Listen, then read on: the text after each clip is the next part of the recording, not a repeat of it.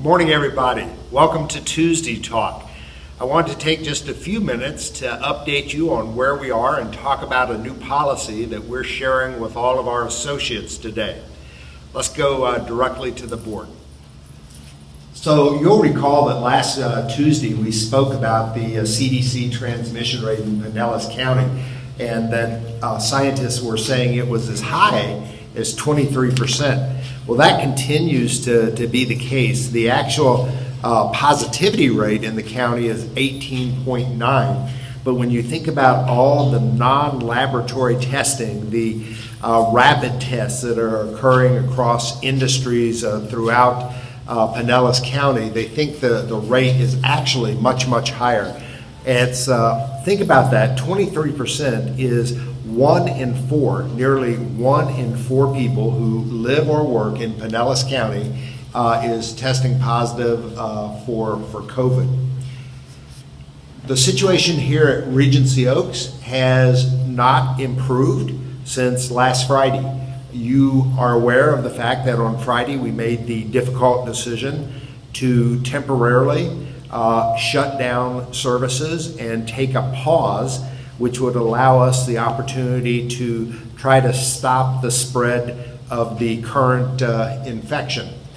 Our numbers today, we now have 19 residents in the independent living who are under quarantine, and that's either with a positive diagnosis or with symptoms or a direct exposure. Monday, when we got back from the weekend, so these are the numbers for Saturday, Sunday, and Monday, the numbers were very high. We had 7 residents who were tested positive and had to be put on quarantine. So we continue to be concerned about that. Today, we're off to a good start. This morning, we only have 1 new resident who overnight developed symptoms and tested positive. And so what we are anticipating, if you go back and you think about the 5-day infectious cycle, if we shut down visitation and mobility in the community on Friday, and you count forward 5 days, Saturday, Sunday, Monday, Tuesday, Wednesday, by end of business on Wednesday, technically, if this works, we should start to see the end of the cases. So it's a good sign that this morning we only had 1 new case.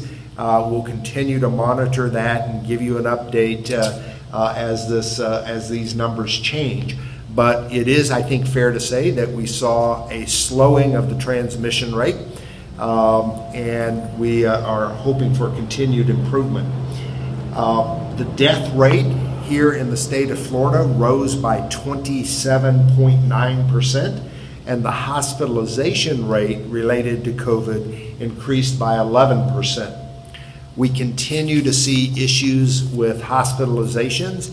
The Pinellas County hospitals are on diversion, sending cases outside our area, and Tampa continues to be completely overrun, and all of their hospitals are currently closed for new admissions.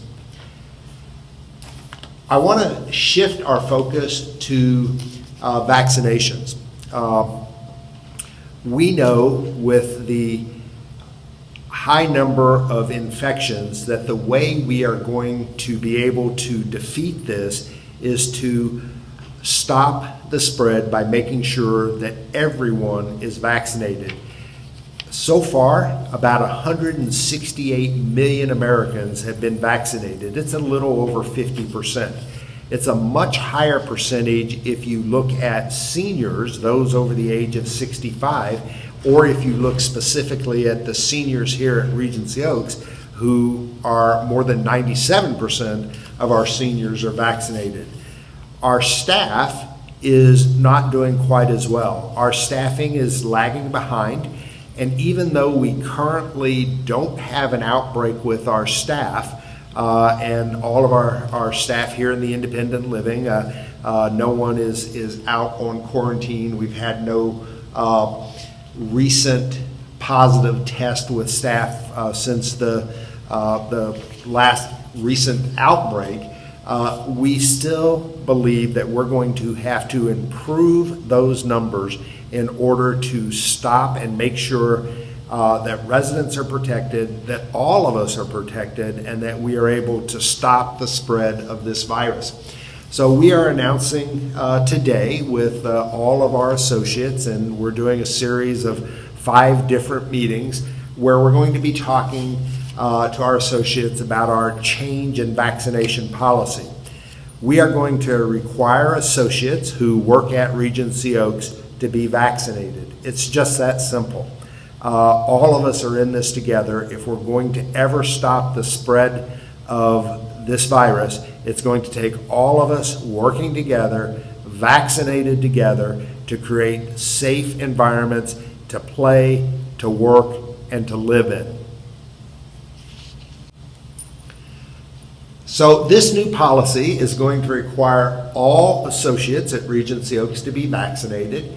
It's going to require any third-party agency help, whether it's one of our vendors or a vendor that you might be utilizing.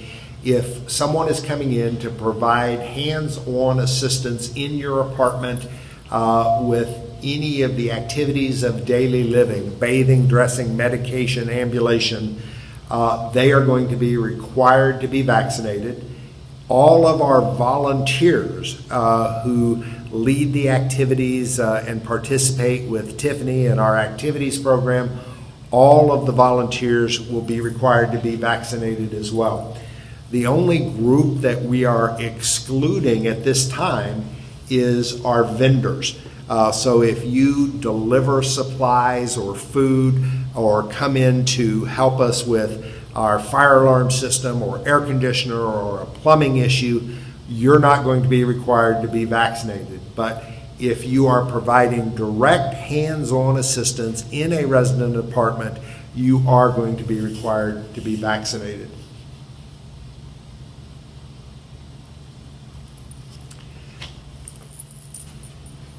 So we have taken the opportunity to have this policy completely vetted. Our legal team has been looking at this, and there are not any state exceptions or legislation that would impede our ability to enforce this policy. The thing that I hear most frequently from our staff and from residents as well is, okay, this is the vaccine is being administered under emergency use guidelines, and it is not fully vetted or approved by the FDA. And while that may be true, the other side of that is this is the largest clinical test in the history of mankind. If you think about that, 168 million Americans have successfully been vaccinated, and those numbers are 3 times that if you look at the numbers on a global basis. So I think the mere volume of people who have successfully gotten the vaccine sort of overcomes the fact that the FDA, although under review, has not yet approved this for usage except for the emergency mandate. The second thing that I frequently hear concerns the Florida executive order. And what they're referring to is Governor DeSantis a couple of months ago, and this related to the cruise industry, but he applied it across the board. And he said, here in the state of Florida, you are not going to be able to require a proof of vaccination in order to board a cruise ship. And what's important to understand about that executive order is it related to asking customers for proof of vaccination. It did not address the employer-employee relationship.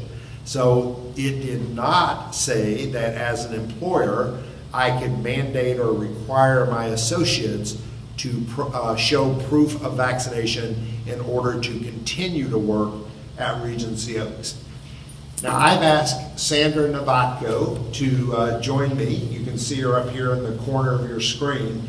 And she's going to give us a little bit more information about how we're going to roll out this new protocol. Hello. So as Francis stated, we are rolling out mandating vaccinations to our entire staff at Regency Oaks. Now, our current staff has until October 16th to be compliant with both doses of the vaccine. Or they may also apply for a medical exemption or religious exemption through LCS. If the employee does not have exemption for the vaccine by October 16th, then we are going to be placing employees on a leave of absence for 30 days in order to give them time to get the vaccine or ample time to apply for that exemption if needed. At the end of that 30 days, if the employee is not in compliance, we will move forward with a voluntary termination and the employee will be considered rehirable. Any new hires that we have coming in will have 45 days to get vaccinated as of September 1st, 2020. If they do not have the vaccination or the injunction within 45 days, then that also would move forward with a 30-day leave of absence and then ultimately a termination if they do not comply. Okay, so here's how you can help. Please share your experience with some of our associates who may be hesitant to take this vaccine. You've successfully taken it. Share with them your experience. We want to make sure that we get 97% of our associates vaccinated and that we don't lose many of the wonderful team members who are so dedicated to taking care of our residents. So be supportive, give them an encouraging word, and encourage them to participate and take the vaccine. I'll be back with you probably Thursday morning to give you an update and just continue to practice good social isolation, wear your mask, wash your hands frequently, avoid large groups, and do all the things to keep you safe so that we can stop the spread of this virus and get back to a reopened community. Thanks very much for tuning in.